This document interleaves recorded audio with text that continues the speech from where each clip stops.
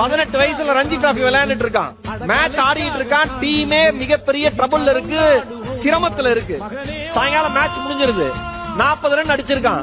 அடுத்த நாள் மேட்சுக்கு வந்து அவன் டீமை காப்பாத்தியே தீரணும். வேற வழி இல்ல, இல்லனா ஃபாலோ ஆன் ஆயிடும். என்ன பண்றதுனே தெரியல. அந்த இளைஞன் வீட்டுக்கு போயிட்டான். அன்று இரவு அவனுடைய தந்தை மாரடைப்பால் இறந்து போகிறான். விடிய விடிய கனவு கண்களை திறந்து வைத்தபடி அந்த இளைஞன் யோசித்துக் கொண்டிருக்கிறான்.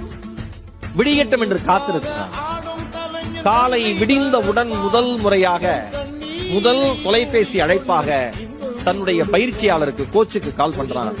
கோச், அப்பா தவறிட்டாங்க. ஐயோ, என்னப்பா சொல்ற? சரி சரி நீ பாரு. இல்ல கோச், டீம் சிரமத்துல இருக்கு.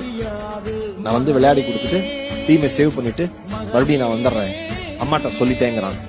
அதே மாதிரி அந்த பையன் மேட்சுக்கு போறான். 90 ரன்கள் அடிச்சு டீமை சேவ் பண்ணி கொடுத்துட்டு ஃபாலோ ஒன்ல இருந்து காப்பாத்திட்டு மறுபடியும் வந்து அப்பாவோட இறுதிச் சடங்குல கலந்துக்கிறான். அந்த அப்பாவிற்கு அந்த பையன் நாளைக்கு இந்தியாவிற்காக விளையாடுவான்னு தெரியாது, அவன் தான் கிங் கோலி என்று பெயர் பெறுவான் என்றும் தெரியாது.